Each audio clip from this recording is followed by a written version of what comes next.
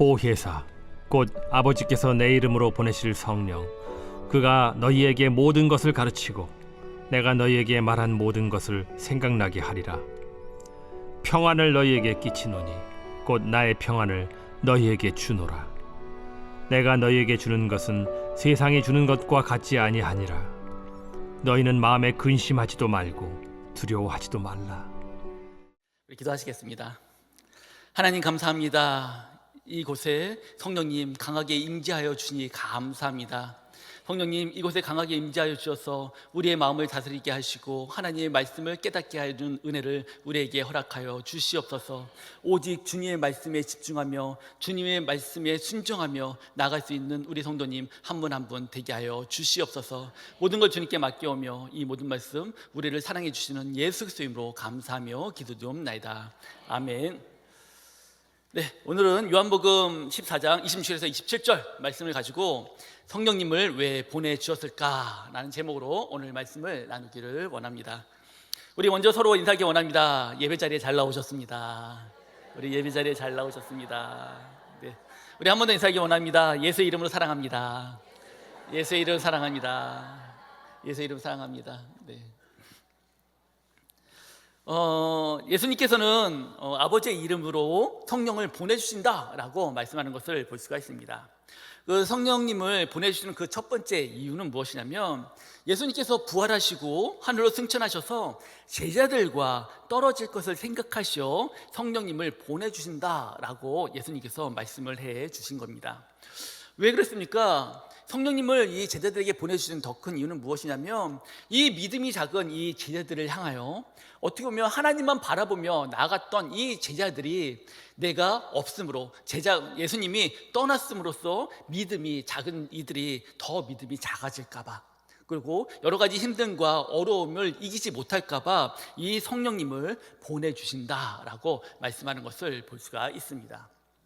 예수님께서는 제자들에게 이렇게 확실하게 얘기를 하십니다.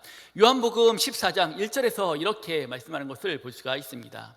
너희는 마음에 근심하지 말라. 하나님을 믿으니 또 나를 믿으라. 아멘. 지금 이 순간에도 예수님께서는 이 제자들과 같이 우리에게도 동일하게 말씀을 하고 있습니다. 너희는 마음에 근심하지 말라. 너희는 마음에 근심하지 말라 라고 말씀을 하고 있습니다. 어떠십니까? 지금 마음에 근심하지 말라 라고 하나님의 말씀을 들으니 어떻게 마음의 근심이 사라지셨습니까?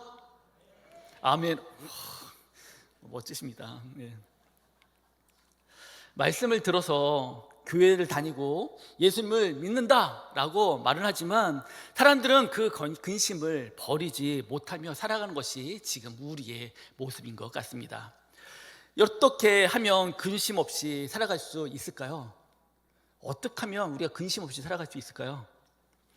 요한복음 14장 27절, 우리가 읽었던 27절에서는 이렇게 그 답을 주는 것을 볼 수가 있습니다.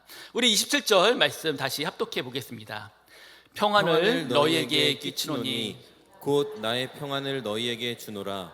내가 너희에게 주는 것은 세상이 주는 것과 같이 아니하니라. 너희는 마음에 근심하지도 말고 두려워하지도 말라. 아멘. 예수님의 평화를 받는 자는 근심하지 않는다라고 어떻게 보면 27절 말씀을 한 문장으로 말하면 이렇습니다.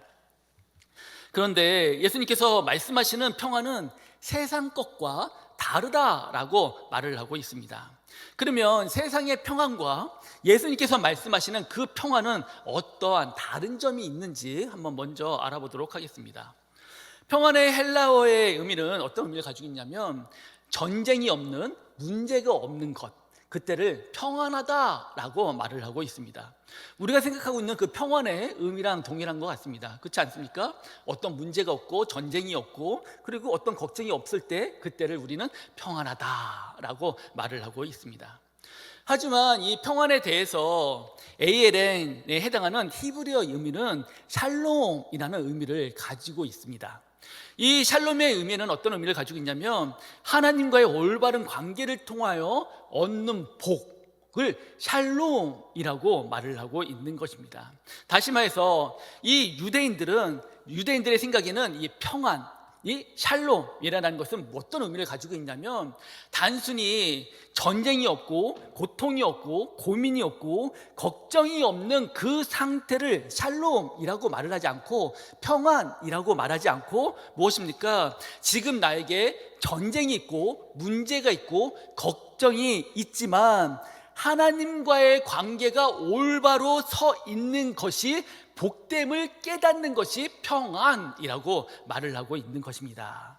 무엇입니까? 우리가 외부적으로 생각했을 때 우리의 평안은 외적인 것만 생각을 합니다. 외적으로 전쟁인가 걱정인가 나에게 문제를 바라보지만 예수님께서 우리에게 말씀해 주시는 그 평안은 무엇이냐면 내적으로 그런 걱정과 문제와 근심은 있지만 내적으로 내가 예수님과 하나님과 온전한 관계가 유지될 때 그 안에서 우리는 참된 평안을 누릴 수 있는 자가 된다라고 말을 하고 있는 것입니다.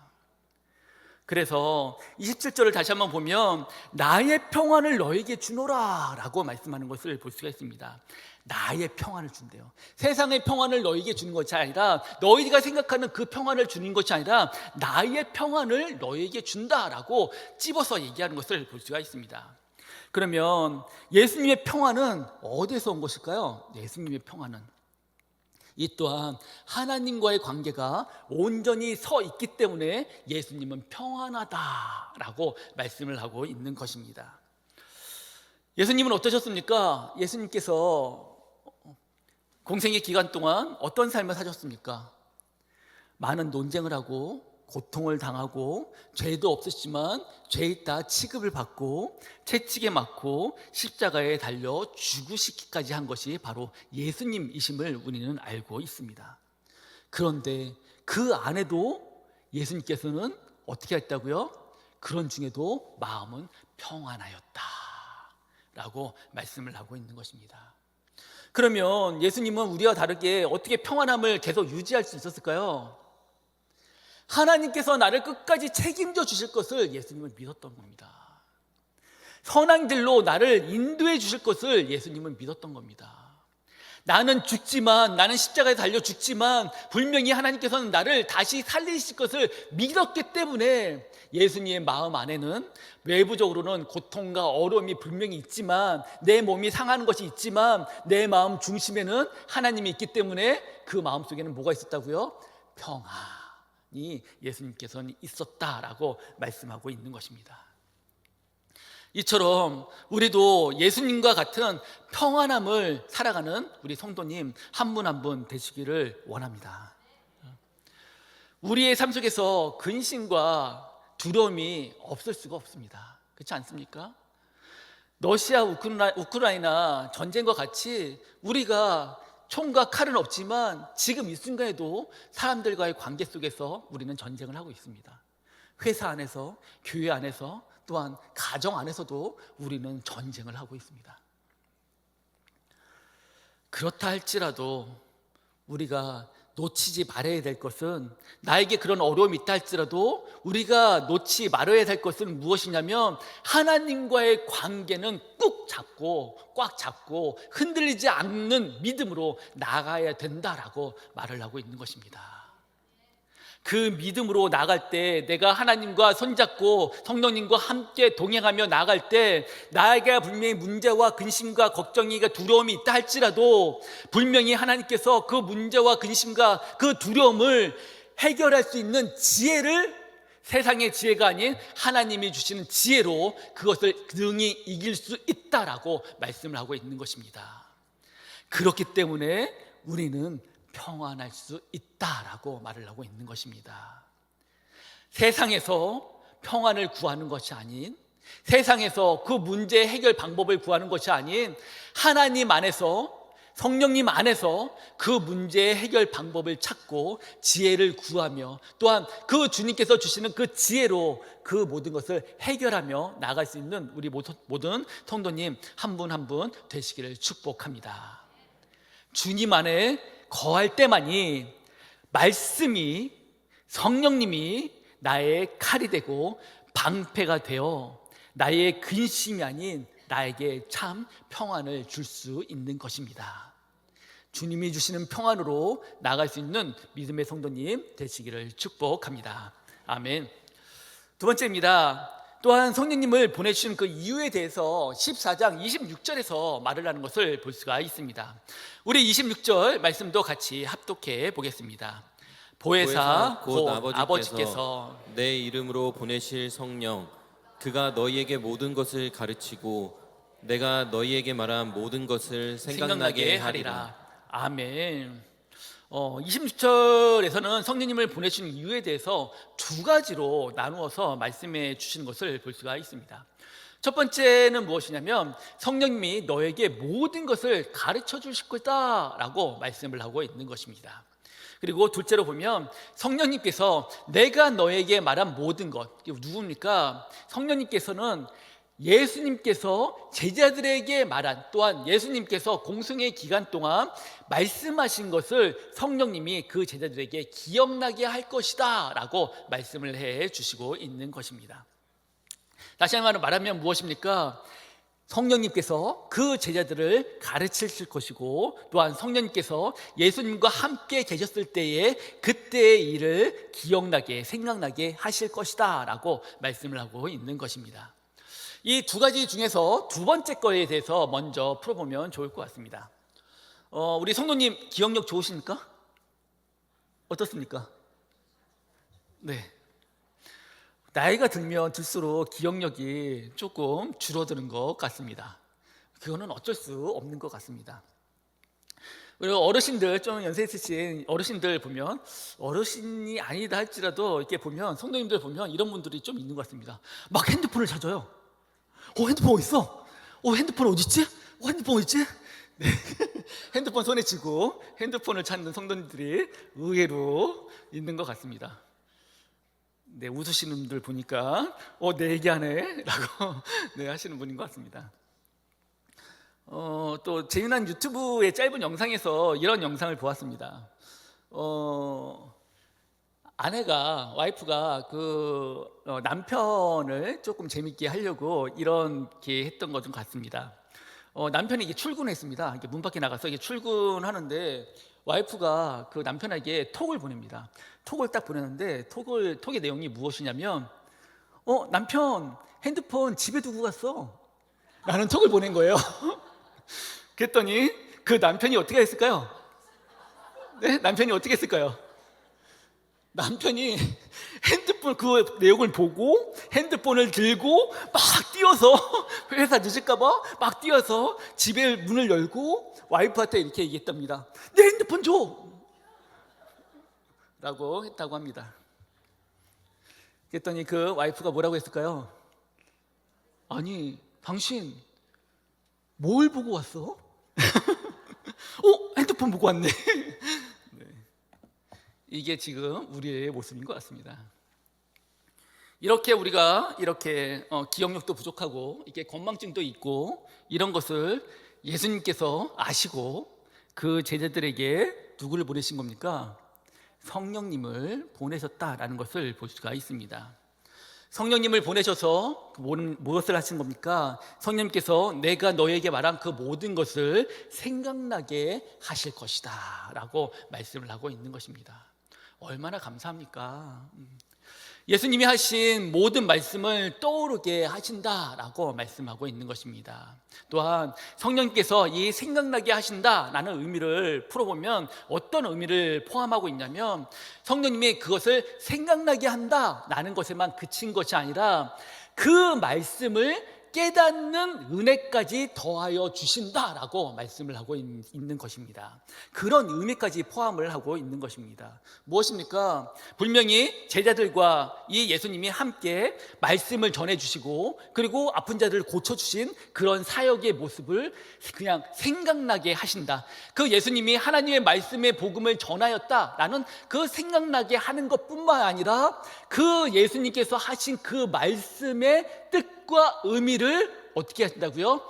깨닫게 하는 것까지, 그런 은혜까지 성령님께서 그 제자들에게 부어주신다라고 말씀을 하고 있는 것입니다. 그래서 원어로 보면 내가 예수님의 말씀을 깨닫게 할 것이다 라고 말씀을 하고 있는 것입니다. 내가 예수님의 말씀을 생각나게 할 것이다 라고 말씀을 하고 있는 것입니다. 이렇게 강한 의지로 성령님께서는 그들에게, 그 제자들에게, 그리고 우리에게 그 생각나게 한 것을 깨닫는 은혜까지 주어 주신다라고 말씀을 하고 있는 것입니다. 그러면 제자들은 성령님을 통해서 무엇을 생각하게 될까요? 이 제자들은 3년 동안 예수님과 동행을 하면서 예수님께서 전하신 그 말씀을 듣고 생각나게 되었을 것입니다. 그리고 또한 그 말씀이 생각나서 또한 성령님을 통해서 그 말씀이 깨닫게 되어 어떻게까지 했을까요? 그 말씀을 전하는 증인의 삶까지 나아갔던 것이 이 제자들이었다라는 것을 볼 수가 있습니다. 이 증인의 삶을 살았다라는 것에 대해서 뒷받침되는 것을 보면 이 제자들이 증인의 삶을 살았다라는 것에 대해서는 뒷받침되는 말씀이 무엇이냐면 사도행전 2장의 말씀입니다. 사도행전 2장에 첫 번째 어떤 말씀이 있습니까? 2장의 말씀에 보면 예수님의 말씀에 순종하여 그 예루살렘을 떠나지 아니하였다라는 것을 볼 수가 있습니다. 그리고 성령님이 오시기를 간절히 기대하며 기도하며 나갔던 것이 바로 이 제자들이었다, 이 사도들이었다라고 말을 하고 있습니다. 그러면 이 간절히 기도했을 때 성령님이 임하십니다. 임하시는데 어떻게 임하십니까? 급하고 강한 바람으로 성령님이 임하셨다라고 말씀을 하고 있습니다. 불의 혀처럼 갈라지는 것처럼 성령님이 강하게 임재하셨다라는 것을 볼 수가 있습니다. 그리고 이 성령님을 받은 이 성도들이 나타난 가장 첫 번째 반응이 무엇입니까? 성령님을 받고 이들이 나타난 첫 번째 반응, 네? 각 지역의 말로 방언을 하였다라고 쓰여 있습니다. 방언을 하였대요, 방언을. 그래서 그 제자들이, 그 모인 그 사도들이 성령 충만함을 받은 이 사들이 각 지역의 말로 방언을 하는 것을 보고 많은 사람들은 이들을 대해서 이렇게 얘기를 합니다. 세술에 취하였다라고 조롱하는 것을 볼 수가 있습니다. 그런데 그들이 방언을 하면서 한 말이 무엇입니까? 어떤 말을 했을까? 어떤 말을 했습니까? 우리 사도행전 2장 11절 말씀 같이 합독하면 좋겠습니다. 사도행전 2장 11절 말씀입니다. 네, 합독하시겠습니다. 그레데인과 아라비아인들에게 우리가 다 우리의 각 언어로 하나님의 큰 일을 말함을 듣는도다 하고. 아멘. 이들이 방언으로 무슨 말을 했다고요? 하나님의 큰 일을 말했다라고 말을 하고 있는 것입니다. 그러면 하나님의 큰 일이 무엇입니까? 복음을 전했다는 겁니다.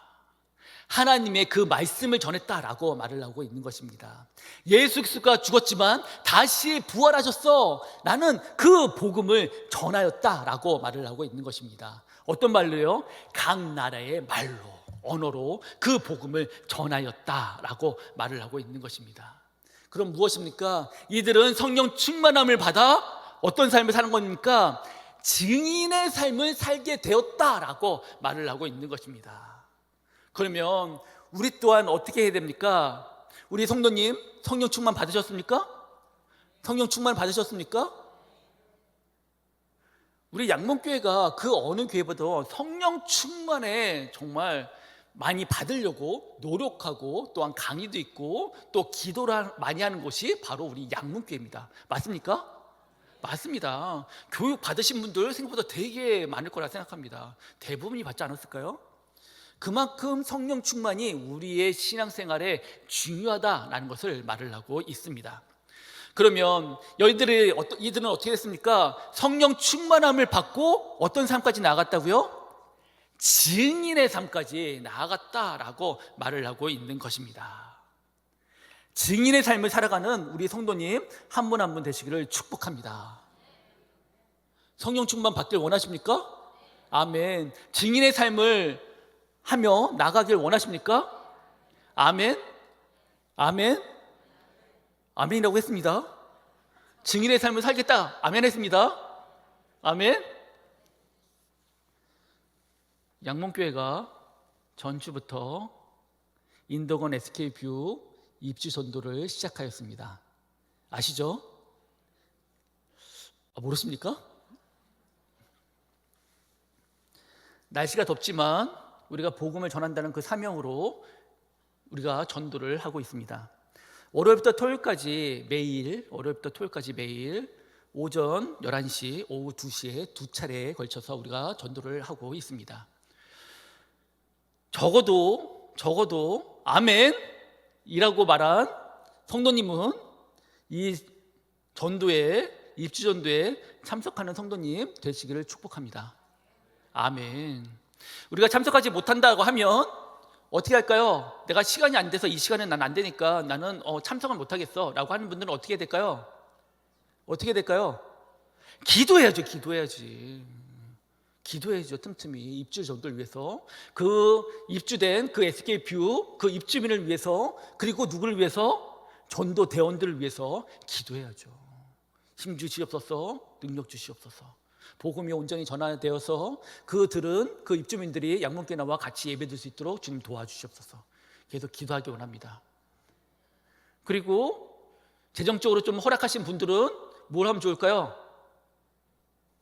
간식이라도 음료수라도 사가지고 교회에 오셔서 들고 오셔서 간식을이라도 우리 전도대원들에게 주면 전도대원들이 힘이 될까요? 안 될까요? 될 줄 믿습니다. 내일부터 보겠습니다. 네, 전도부장님, 명단 체크 한번 부탁드리겠습니다.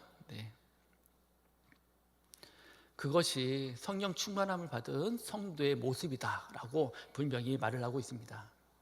성령 충만함을 받은 우리 성도님들, 증인의 삶을 살아갈 수 있는 우리 성도님 한 분 한 분 되시기를 축복합니다. 아멘. 두 번째입니다. 26절 성령님을 보내주신 그 다른 이유는 무엇이라 얘기하냐면, 성령님이 너에게 모든 것을 가르칠 것이다 라고 말씀하는 것을 볼 수가 있습니다. 성령님께서 진리의 영으로 제자들이 진리로 나아갈 수 있도록 성령님이 그 제자들을, 그 하나님을 믿는 자들을 도우시고 인도하신다라고 말씀을 하고 있는 것입니다. 그러면 성령님께서 제자들과 우리에게 무엇을 가르칠까요? 무엇을 깨닫게 하실까요? 요한복음 16장 8절에서 9절에 보면 이렇게 말을 하고 있습니다. 우리 8절 9절 같이 합독해 보겠습니다. 그가 와서 죄에 대하여, 의에 대하여, 심판에 대하여 세상을 책망하시리라. 죄에 대하여라 함은 그들이 나를 믿지 아니함이요. 아멘. 무엇입니까? 성령님이 죄에 대해서, 의에 대해서, 심판에 대해서 책망하신다라고 말씀을 하고 있습니다. 성령님은 죄에 대해서 가르친다라고 말씀을 하고 있습니다. 오늘은 이 죄에 대해서만 한번 같이 나누기를 원합니다. 죄가 무엇입니까? 죄가 무엇입니까? 우리 쉽게 생각해보면 관역에서 벗어난 것을 죄다라고 말하는 것을 볼 수가 있습니다. 그러면 우리 관역은 무엇입니까? 관역이 실제로 생각하면 관역이 말씀입니다. 말씀, 하나님. 우리는 하나님을 방향해서 우리는 화살입니다. 그러면 우리는 하나님을 향하여, 말씀을 향해서 나가는 우리는 화살입니다. 이 관역을 향해 나가야 되는 것이 우리의 모습인데, 이것을 벗어나는 것이 뭐라고요? 죄라고 말을 하고 있는 것입니다. 그것이 죄다. 그럼 우리 성도님께 한번 여쭤보겠습니다. 우리 성도님, 지금 관역을 향하여 지금 나가고 계십니까? 아니면 관역이 아닌 다른 곳을 향하여 지금 내가 나가고 있습니까? 어떻습니까? 혹시 관역이 아닌 거꾸로 가시는 분은 없으십니까?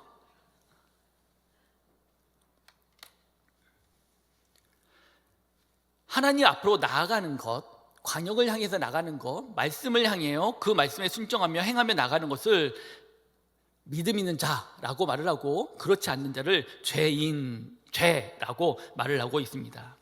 그래서 성령님은 단지 이 죄인들을 책망하시는 것뿐만 아니라 죄인들에게 수치와 죄책감을 깨닫게 해주신다라고 말씀을 하고 있습니다. 죄를 깨닫게 하신다라고 말씀하고 있는 것입니다. 또한 내가 죄를 지었으면 그 죄를 드러나게 하시는 것이 누가 하신다고요?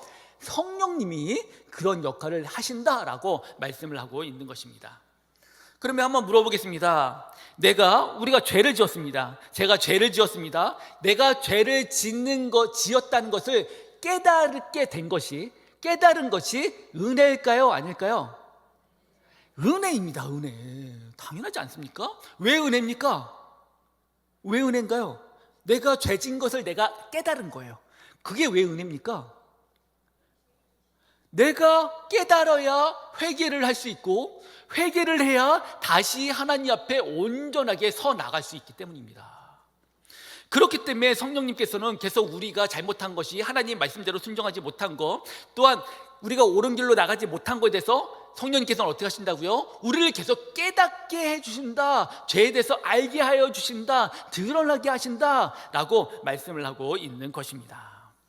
하지만 죄를 지어도 그것을 깨닫지 못하고 있는 분들이 그 어느 분들보다 불쌍한 사람일 거라 생각합니다. 주변 사람들은 다 그들이 죄인이다, 잘못됐다라고 말을 하지만 그것을 혼자만 알지 못하고 있는 것에 대해서 우리는 마음을 아파해야 될 것입니다. 저는 한번 설교하면서 교만한 자에 대해서 한번 설교한 적이 있습니다. 교만한 자의 특징 중에 하나가 무엇인지 아십니까? 교만한 자는 자기가 교만한지 모르는 것이 교만한 자라고 합니다. 나는 딴 사람은 다 교만하다고 하는데 그 사람은 내가 교만한지 모른다라고 말을 합니다.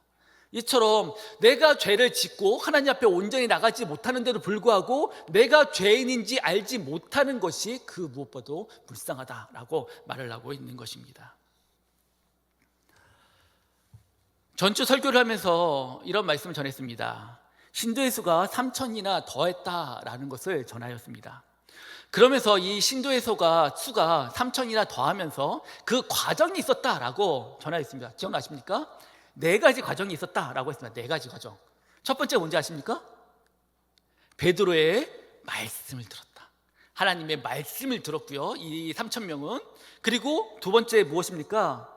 이들은 회개를 하였다. 말씀을 통해서 내가 잘못한 것을 깨닫게 되고 회개를 하였다라고 말을 합니다. 또한 세례를 받았다라고 말을 합니다. 세례가 무엇입니까? 내가 하나님 앞에서 내가 죽고 하나님 앞에 다시 살아나는 것, 이것이 바로 세례의 의미고, 이런 자들이 어떻게 됐다고 해요? 성령을 선물로 받았다라고 말을 하고 있습니다. 이렇게 성령을 선물로 받은 자가 몇 명이나 됐다고요? 3천 명이나 더하였다라고 말을 하고 있는 것입니다. 그런데 지금 우리는 왜 신도의 수가, 우리 한국 교회가, 왜 교회가 성도의 수가 3천이나 더하고 4천이나 더하는 이러한 일이 생기지 않을까요? 이유가 무엇입니까? 그때와 지금 우리와 뭐가 다릅니까? 성령 충만 줄로서 성령님에 대해서 말씀을 전하면서 좀 깊이 묵상이 되었습니다. 왜 이런 부흥이 나타나지 아니할까? 왜 성도들이 변화하지 아니할까? 라고 생각하며 많은 기도를 하게 되었습니다. 분명 성도님께서는 지금도 우리와 동일하게 우리와 함께 하시고 우리를 인도하고 계실 텐데 우리의 믿음은 왜 성숙하지 못하며 왜 나아갈까? 라는 묵상이 되었습니다. 왜 그럴까요? 왜 그렇다 생각하십니까? 저는 말씀을 묵상하면서 그 해답을 사도행전 2장 37절에서 38절에서 찾았습니다. 우리 37절, 38절 말씀 같이 합독해 보겠습니다. 그들이 이 말을 듣고 마음에 찔려 베드로와 다른 사도들에게 물어 이르되 형제들아 우리가 어찌할꼬 하거늘. 베드로가 이르되 너희가 회개하여 각각 예수 그리스도의 이름으로 세례를 받고 죄 사함을 받으라. 그리하면 성령의 선물을 받으리니. 아멘. 저는 부흥하지 못하고 오히려 뒤로 후진되는 지금 신앙의 모습, 여러 가지 문제가 있지만 그 문제를 해결하지 못하며 나아가는 지금의 현실, 이런 모습을 보았을 때 저는 이것을 그것의 원인이 이유가 회개라고 생각이 들었습니다. 무엇입니까? 이들은 예수 그리스도를 못 박은 것에 대해서, 예수 그리스도를 믿지 못한 것에 대해서, 서로 사랑하지 못한 것에 대해서 이들은 어떤 모습으로 나아갔습니까? 마음이 찔렸대요. 마음이 찔렸대요. 내가 잘못한 거에 대해서, 내가 죄 지은 거에 대해서 마음이 찔렸대요. 그리고 내가 어떻게 할고, 내가 하나님 앞에 어떻게 설고, 내가 하나님 앞에 어떻게 살아갈고, 어찌할고 라고 탄식을 하였다라고 말을 하고 있습니다.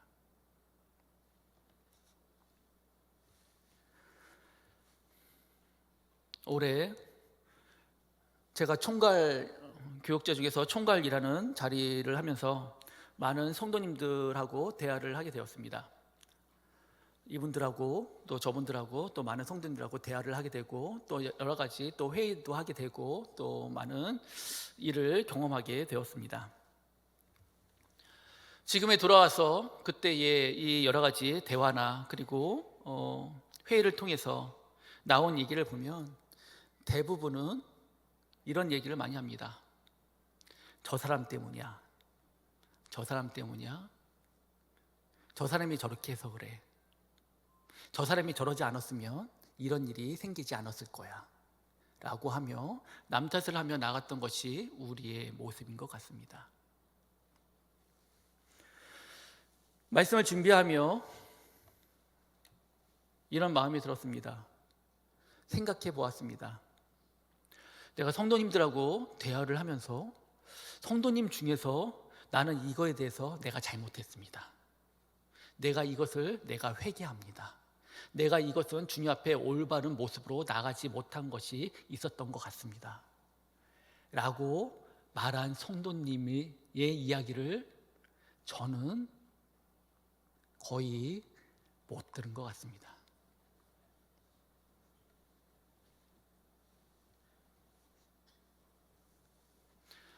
그러면서 문제를 해결하려고 합니다. 그러면서 앞으로 나아가려고 합니다. 그러면서 부흥을 하려고 합니다. 성령 충만함을 받길 원합니다. 욕심 아닙니까? 하나님 앞에 부끄럽지 않습니까?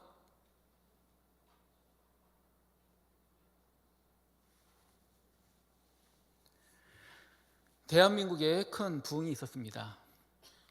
평양 대부흥운동입니다. 벌써 100년이 훌쩍 넘었던 것을 볼 수가 있습니다. 이 평양 대부흥운동의 가장 큰 모토가 되었던 것이 무엇인지 아십니까? 부흥의 가장 큰 모토가 되었던 것이, 주제가 되었던 것이 무엇인지 아십니까? 그것이 회개입니다. 한 명의 회개를 통해서 나도 그 잘못하는 걸 깨닫고 하나님 앞에 회개하고 또한 그 회개 속에서 내가 너에 대해서 이렇게 잘못을 했지, 내가 너에 대해서 이렇게 악한 말을 했지, 내가 너에 대해서 이렇게 힘든 말을 했지, 나의 주장이 너보다 너무 앞섰지, 나의 생각이 앞섰지, 이런 거에 대해서 서로 통용하며 서로 울며 서로 회복하는 놀라운 역사가 그 회개를 통해서 이루어졌다는 것을 우리는 분명히 기억을 해야 될 것입니다. 그 회개 없이 우리가 무엇을 할 수 있겠습니까? 하나님께서 지금 우리를 보시기에 어떤 마음이 드시겠습니까? 성령 충만을 원하십니까? 뭐가 잘 되길 원하십니까?